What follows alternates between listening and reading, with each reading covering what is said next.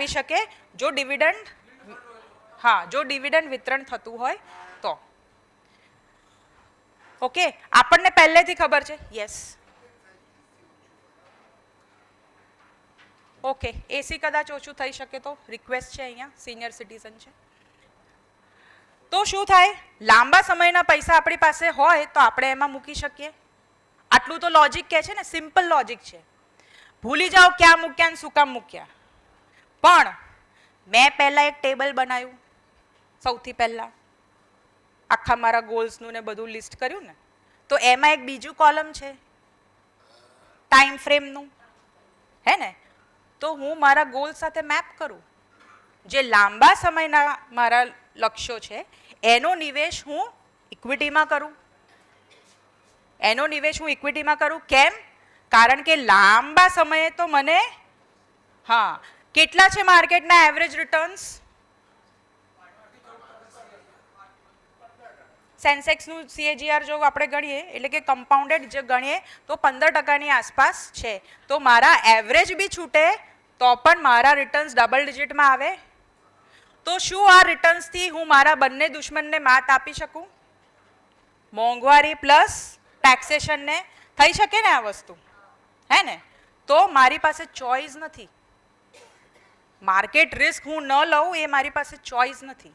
જેમ મારી બહેનપણી પાસે ચોઇસ નથી, એને ઇન્વેસ્ટ કરવું જ પડશે. મારે જો ઇન્ફ્લેશન અને ટેક્સેશનને બીટ કરવું હોય તો ક્યાંક મારું ઇન્વેસ્ટમેન્ટ ઇક્વિટીમાં રાખવું જ પડે, તો જ મને ડબલ ડિજિટ વળતર મળે. એટલે જ હું લાંબા સમયના ઇન્વેસ્ટમેન્ટ ઇક્વિટીમાં કરું, જેથી કરીને હું મારું રિસ્ક ઓછું કરી શકું. કારણ કે લાંબા સમયમાં તો મારે ફાયદો થાય છે. So number 1 is long term investment in equity. હવે નેક્સ્ટ પ્રકાર એટલે કે બીજો ડબ્બો, જેને આપણે કહીએ છીએ ડેટ. ડેટ એટલે શું? દેવું. ડેટ એટલે દેવું, એટલે લોન, રાઈટ? એટલે જ્યારે આપણે ડેટમાં નિવેશ કરીએ ત્યારે લોન લઈએ છીએ કે લોન આપીએ છીએ? આપણે લોન આપીએ છીએ. લોનમાં કેવું હોય કે પ્રિન્સિપલ અમાઉન્ટ આપણે લઈએ અને ઇન્ટરેસ્ટ ભરીએ. અહીંયા શું થાય છે? ઇન્ટરેસ્ટ આપણને મળે છે. એનો મતલબ કે આપણે લોન આપી જેના માટે આપણને ઇન્ટરેસ્ટ મળ્યું. તો ડેટને આઈડેન્ટિફાઈ કરવાનો સિમ્પલ રસ્તો શું? જ્યારે પણ મને ખબર હોય કે એટ ધ એન્ડ મને કેટલા રૂપિયા મળશે, એને ડેટ કહેવાય. પછી એ કોઈ FD હોઈ શકે, એ કોઈ બોન્ડ હોઈ શકે, એ કોઈ ઇન્સ્યોરન્સ પોલિસી હોઈ શકે, એ કોઈ પોસ્ટનું નિવેશ હોઈ શકે, નામ ગમે તે હોય. જો છેલ્લે મને ખબર હોય કે આટલા રૂપિયા મળશે, that means it is date. કારણ કે એની અંદર જ ખબર હોય, રાઈટ? ઇન્ટરેસ્ટ આપણને મળે છે. એટલે જો ઇન્સ્યોરન્સ હોય તો ઇન્સ્યોરન્સ કંપનીને લોન આપી, જો બેંકમાં FD છે તો આપણે બેંકને લોન આપી છે, પોસ્ટને લોન આપી છે, જેની સામે એ લોકો આપણને રિટર્ન્સ આપે છે, રાઈટ? સો ડબ્બો નંબર 2 ક્લિયર? અચ્છા, કેટલા વ્યાજ દર છે આના અત્યારે કરંટ? 6-7%, હે ને? તો આ રિટર્ન હું લઉં તો શું મારા બંને દુશ્મનને માત આપી શકું? Not possible, right? તો શું મારે આમાં નિવેશ ન કરવો? કરવો જ પડે ને. હા, શું કરવા કરીએ આમાં? કારણ કે મને સેફ થવું છે. કારણ કે મને સેફ થવું છે. મારે સેફ ક્યારે થવું હોય? જ્યારે મારે રૂપિયાની જરૂર તરત હોય, હે ને? થોડા સમયગાળામાં જ મારે રૂપિયા જોતા હોય. વર્ષની અંદર રૂપિયા જોઈએ છે, 2 વર્ષમાં, 3 વર્ષમાં રૂપિયા જોઈએ છે. તો જ્યારે ટૂંકા સમયગાળાના નિવેશ આપણે કરવાના હોય ત્યારે આપણે શેમાં કરીએ? ડેટની અંદર કરીએ. એટલે કે બીજા નંબરના ડબ્બામાં આપણે નિવેશ કરીએ, રાઈટ? હવે તમારો એક્ઝામ્પલ લઈએ, એક કેરી ફોરવર્ડ કરે, રાઈટ? કે તમે તમારા દીકરા માટે ઇન્વેસ્ટમેન્ટ કર્યું, એજ્યુકેશન ફંડ 15 યર્સનું ઇન્વેસ્ટમેન્ટ છે, તો ક્યાં કરશો? ઇક્વિટીમાં કરશો. કારણ કે સમયગાળો લાંબો છે એટલે ઇક્વિટીમાં નિવેશ કર્યો.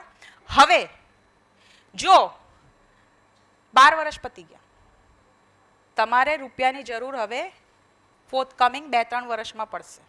એટલે શું થઈ ગયું? તમારો સમયગાળો ટૂંકો થઈ ગયો. હવે 12 વર્ષ મેં ડબલ ડિજિટમાં રિટર્ન્સ લીધા છે, પછી હવે હું લોભ કરીશ નહીં. હવે એ રિટર્ન્સ લઈ અને ધીરે રહીને મારા રૂપિયા સેવ કરી દઈશ. એટલે કે ઇક્વિટીમાંથી લઈ અને ધીમે ધીમે હું એને ડેટમાં કન્વર્ટ કરીશ. એટલે ડબ્બો મારો ચેન્જ કરીશ. આ ડબ્બો તમારે જ કરવો પડશે, જાતે ફંડ મેનેજર કરી શકે નહીં. શું કામ ન કરી શકે? જો એવું કરે તો એ તમારી સાથે વિશ્વાસઘાત છે. કારણ કે તમે રૂપિયા પહેલા ડબ્બા માટે આપ્યા છે, બીજા માટે નહીં. એટલે ધીરે રહીને એને ચેન્જ કરી શકાય. એટલે તમારો શોર્ટ ટર્મ થઈ ગયો, પછી તમે સેફ થઈ જાઓ. તો આ રીતે આપણે આપણું ઇન્વેસ્ટમેન્ટ પ્લાન કરી શકીએ. અને આટલું બધું મેં તમને કીધું, પણ જો કંઈ જ ન સમજાયું હોય તો શું કરશો? તો બધું જ કરવાનું, કંઈક તો ચાલે. ત્રીજો ડબ્બો, રાઈટ? ત્રીજો ડબ્બો એટલે કે હાઇબ્રિડનો ડબ્બો.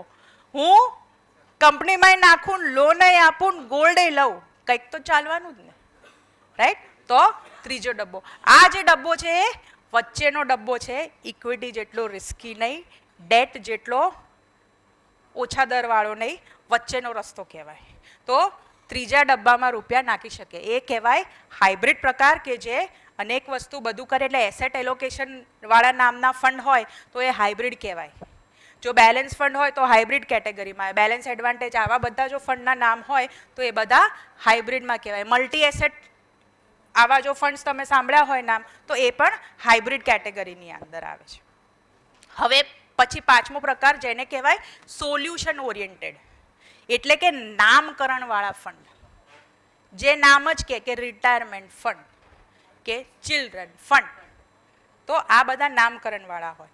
આ જે ફંડ્સ હોય એમાં લોકિન હોય છે, 5 વર્ષનું લોકિન હોય. પણ જો તમે વહેલા રિટાયર થઈ જાઓ 5 વર્ષ પહેલાં, તો એટલું જ લોકિન. માની લો તમે રિટાયરમેન્ટ ફંડમાં નાખ્યું પણ 3 વર્ષમાં જ રિટાયર થઈ જવાના છો, તો 5 વર્ષનું લોકિન નહીં લાગે. તો 3 વર્ષમાં તમે રૂપિયા ઉપાડી શકો. જો તમારું ચિલ્ડ્રન ફંડમાં નિવેશ હોય અને જો 2 જ વર્ષમાં ચિલ્ડ્રન મેજર થઈ જવાનું હોય, તો પછી 5 વર્ષનું લોકિન નહીં લાગે. 2 જ વર્ષમાં તમે રૂપિયા એમાંથી ઉપાડવા હોય તો ઉપાડી શકો છો. પણ આમાં ફાયદો શું થાય? જ્યારે લોકિનવાળો કોઈ પણ ફંડ હોય ને, ત્યારે ફંડ મેનેજરને ખબર હોય કે એક્ઝેક્ટલી કેટલા રૂપિયા એની પાસે કેટલા સમય માટે છે.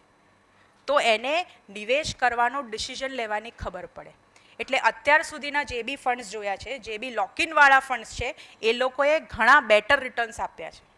રિટાયરમેન્ટ ફંડ હોય એણે બી સારા આપ્યા છે, ચિલ્ડ્રન ફંડે બી આપ્યા છે આટલા સમયમાં.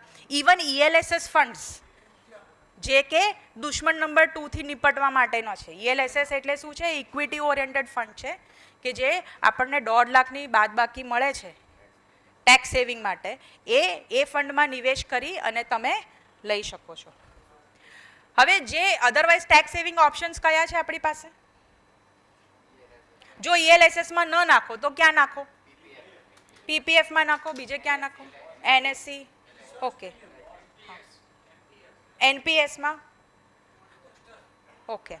એટલે જ્યારે મોસ્ટલી આ જે બધા ઓપ્શન્સ છે એ ડેટવાળા ઓપ્શન્સ છે. એનું રિટર્ન કેટલું આવે છે? સિંગલ ડિજિટનું. અને લોકિન ઘણું લાંબુ હોય છે. એટલે જ્યાં મને ડબલ ડિજિટ મળવા જોઈએ ત્યાં મને સિંગલ ડિજિટ મળે છે. સો ઇક્વિટીમાં એક જ ઓપ્શન છે કે જે ટેક્સ સેવિંગ પણ છે અને લોકિન બી ફક્ત 3 વર્ષનું છે આની અંદર. સો 1.5 લાખની બાદબાકીવાળું ઇન્વેસ્ટમેન્ટ આપણે એની અંદર કરી શકીએ છીએ. સો આ થઈ ગયા સોલ્યુશન ઓરિએન્ટેડ ફંડ્સ. પછી અધર ફંડ્સ. અધર ફંડ્સ એટલે શું? કે મારે કોઈ ઇન્ડેક્સ ટ્રેક કરવું, મને આ કંઈ સમજાતું નથી, પણ મને એટલું ખબર પડે છે કે સેન્સેક્સમાં નિવેશ કરવો જોઈએ, તો હું સેન્સેક્સ ખરીદી લઉં. મને એવું ખબર પડે છે કે બેંકનો જે ઇન્ડેક્સ છે, બેંક નિફ્ટી છે, એ મારે ખરીદવી જોઈએ, તો હું બેંક નિફ્ટી ખરીદી લઉં. સો મારે આવા પ્રકારના ઇન્વેસ્ટમેન્ટ કરવા હોય તો એ બધા અધર ફંડ્સમાં આવે. ઇન્ડેક્સ ફંડ્સ હોય કે ETFs હોય, જે તમે એક્સચેન્જથી સીધા જ બાય કરી શકો. ETFs એટલે એક્સચેન્જ ટ્રેડેડ ફંડ. તો મોસ્ટલી એ લોકો આ બધા ઇન્ડેક્સ ટ્રેક કરતા હોય છે, એટલે ઇન્ડેક્સમાં નિવેશ કરતા હોય છે. તો મેજર મેં તમને વાત કરી દીધી કયા કયા પ્રકારના ફંડ છે. બીજા અનેક છે, પણ આજના સમયમાં આપણે આનાથી વધારે ડેપ્થમાં જઈ ન શકીએ, કારણ કે બીજી ઘણી વાતો કરવાની છે. એટલે આ રિસ્ક અને રિટર્નની દ્રષ્ટિએ જોઈએ તો સૌથી રિસ્કી કહી શકાય તો ઇક્વિટી, ત્યારબાદ ઓછું રિસ્ક આવે હાઇબ્રિડમાં, એના પછી ઓછું રિસ્ક આવે ડેટમાં, અને એક નવું નામ આવ્યું છે જેને કહેવાય છે લિક્વિડ સ્કીમ્સ. આ લિક્વિડ એટલે શું? આ પણ એક ડેટનો જ પ્રકાર છે, પણ આ કેવી જગ્યાએ નિવેશ કરે છે? જે ગવર્મેન્ટની 3 મહિનામાં મેચ્યોર થઈ જાય ને એવી સિક્યોરિટીઝમાં નિવેશ કરે છે. એટલે આનું જે વળતર હોય ને એ